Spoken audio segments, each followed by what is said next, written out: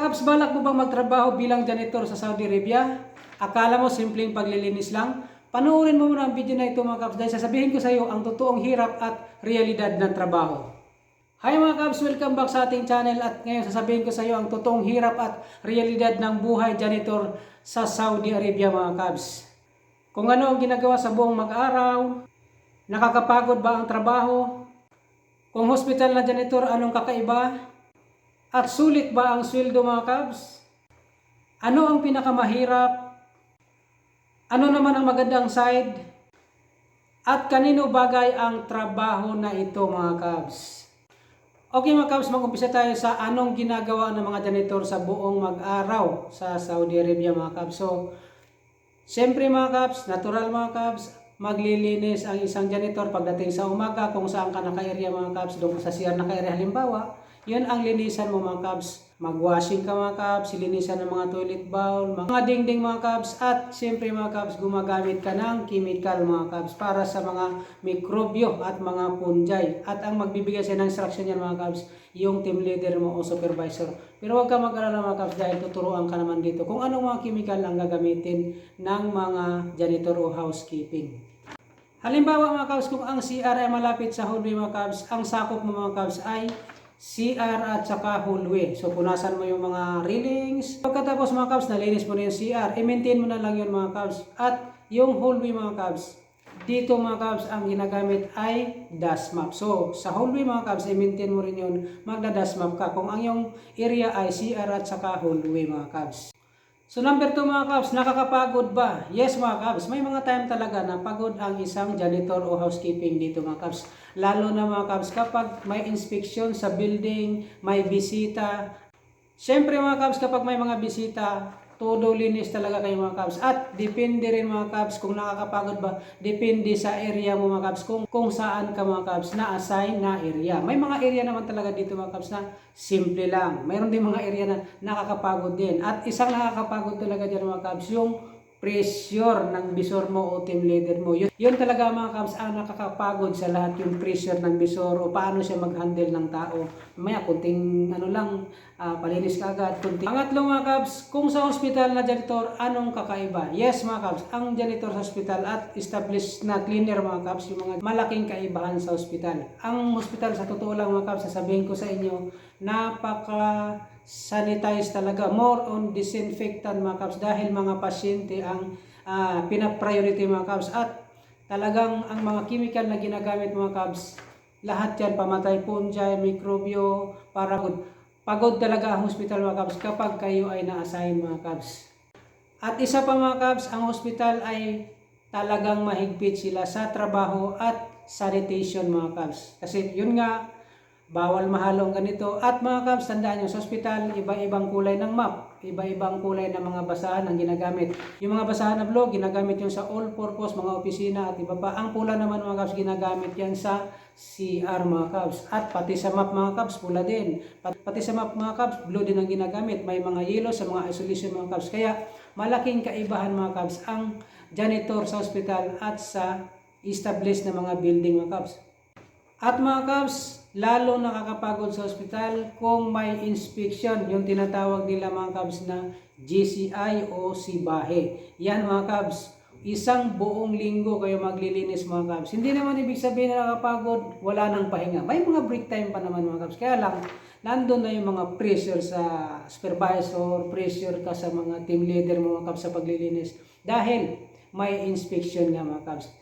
Yan ang totoo mga Kabs at realidad kapag kayo ay sa hospital na assign.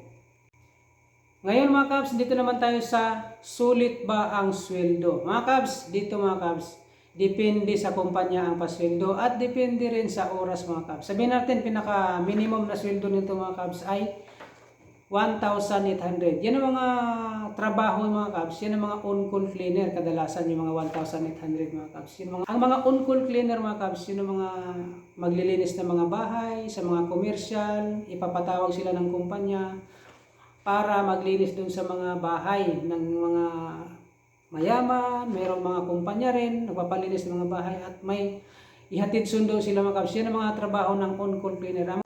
Package na yun sa kanila mga Cubs, yung 1,800. May trabaho sila ula, may labas na ula. Package na yun mga Cubs, 1,800 sa mga on-call cleaner. Pero ang duty ng mga Cubs, kadalasan 8 hours. Meron mga lumagpas, overtime na po yun para sa kanila mga Cubs. Kung ikay naka-duty dito mga Cubs ng 10 hours, ang sweldo mo maaari ay 2,000 to 2,100 mga Cubs. Yan ang mga duty ng 10 hours. Yan ang mga naglilinis sa mga komersyal, nandun sa mga building na mga may opisina, sa mga business building. Yan mga naka-duty minsan kadalasan dyan ay mga 10 hours mga Cubs. May overtime na yun mga Cubs na 2 oras. Kaya sumisweldo sila ng 2,100 hanggang 2,000. So depende nga, sabi ko mga Cubs, depende nga sa kumpanya ang pasweldo dito. Kung natsambahan mo yung malaking sweldo at depende. Kaya nga pag nag-apply ka sa Pilipinas, tanungin nyo mabuti, ilang oras ang trabaho at magkano ang sweldo. Kasi kung pirma lang kayo ng pirma, din yung binabasa yung kontrata, nako, aray mo pagdating dito sa Saudi Arabia, di ka na makatanggi kasi nandito ka na. Uuwi ka pa ba? Sinong magbibigay sa'yo ng ticket? Hindi magbibigay ang kumpanya kasi nandito ka na. So dito na tayo sa number 5 mga Cubs. Anong pinakamahirap? Lahat naman halos mga Cubs na mga trabaho dito, medyo may kahirapan, kaya lang kailangan ng tiyaga, tiis, kasi nandito nga tayo para kumita ng pera, kaya tiyagain natin at saka habaan mo yung pasensya mo kasi minsan may mga pressure na supervisor, pressure na team leader, pressure talaga minsan ang mga amo mga Cubs. Kaya lang, kailangan natin magtiyaga para kumita ng pera. Ano ang pinakamahirap? Yung dalawa ang area mo. Nakapisa ka na sa area mo, naglilinis ka na, pero tatawagin ka pa sa kabila para mag-buffing machine, mag-scrubbing, aray ko. Medyo tatamarin ka, pero maiinis ka, pero wala kang magagawa kundi sumunod sa mga utos ng mga supervisor at mga team leaders mga Cubs. Pa mga Cubs, yung pinareliver ka sa isang area na hindi mo kabisado, minsan maiinis sa'yo yung nandun kasi hindi mo kabisado yung area, hindi mo alam, hindi ka marunong. Yun ang pinakamahirap mga Cubs, yung mag-reliever ka. Isa pa mga Cubs, yung mga pressure nga, sabi ko sa inyo, yung mga pressure sa trabaho na may mga inspection, yun ang pinakamahirap din mga Cubs. Na sitwasyon mga Cubs bilang janitor o housekeeping dito sa bansang Saudi Arabia. Alam mo mga Cubs, dito sa 12 years ko na pagtatrabaho, nasubukan ko na lahat ng mga sitwasyon na mahirap. Yung i-reliever ka sa kabilang area na di mo alam, di mo kabisado yung mga area na yun, ilagay ka doon. Yan talaga ang pinakamahirap. Minsan na kamot ka na lang sa ulo. Kaya lang wala kang choice mga Cubs kundi magtrabaho at gawin mo yung pinapagawa sa'yo para matapos ang oras at makauwi ka na. Cubs, dito na tayo sa pang-anim. Ano naman ang pinakamagandang side? May mga good side naman dito mga Cubs. Gaya ng mga marami kang matutunan sa paglilinis, marami kang matutunan ng mga chemical na ginagamit, ma-enhance yung skills mo mga Cubs at madagdagan yung kaalaman mo paano maglinis sa mga procedures at sa mga strategy mga Cubs sa paglilinis. Yun ang mga good side dito mga Cubs. At isa pa mga Cubs, yung mga hindi mo nabili dati na gusto mong bilhin, mabibili mo na dito mga Cubs. Dahil medyo malaki-laki yung sweldo dito sa mga janitor at housekeeping para sa Pilipinas mga Cubs. At isa pa mga Cubs, makapunta ka sa iba't ibang lugar dito sa bansang Saudi Arabia kapag nandito ka na mga Cubs. Yun ang mga good side mga Cubs. At saka makilala mo yung ibang lahi, madagdagan yung experience mo mga Cubs at mga conversation sa mga English mga Cubs. Matutunan mo rin dito mga Cubs. Yun ang mga good side kapag nagpunta ka dito sa bansang Saudi Arabia at nag-janitor mga Cubs. Matutunan mo rin mga Cubs dito ang paggamit ng iba't ibang machine. Yung mga carpet shampoo machine, sweeper machine, buffing machine. Kung hindi mo naranasan sa Pilipinas ang mga ganyan mga Cubs, may mga machine dito mga Cubs na malalaking machine, mga velocity, mga high speed machine mga Cubs na matutunan mo dito at madagdagan ang iyong kaalaman tungkol sa mga makina, paano maglinis at mga strategy, procedure, lahat-lahat po mga Cubs. Aangat ka mga Cubs ang skills mo dito mga Cubs sa paglilinis. Pang-pito mga Cubs at panghuli na ito, kanino bagay ang trabaho? Mga Cubs, lahat naman ng janitor, pag-apply ng janitor mga Cubs ay lahat bagay. Walang pinipili mga Cubs. Basta may experience ka, may kaalaman ka tungkol sa paglilinis, bagay ka sa trabaho na ganito mga Cubs. Kahit nga wala kang experience mga Cubs, bagay ka pa rin sa ganito, basta kumpleto ka sa papeles, tamang edad mga Cubs, bagay ka sa trabaho na ganito mga Cubs dito sa bansang Saudi Arabia. Ang kailangan lang mga Cubs para maging bagay ka sa trabaho na ganito ay sipag, tiyaga at diskarte, haba ng pasensya mga Cubs. Kasi kung mainisin ka, madali kang mapikon mga kabs. Hindi talaga bagay sa trabaho na ito.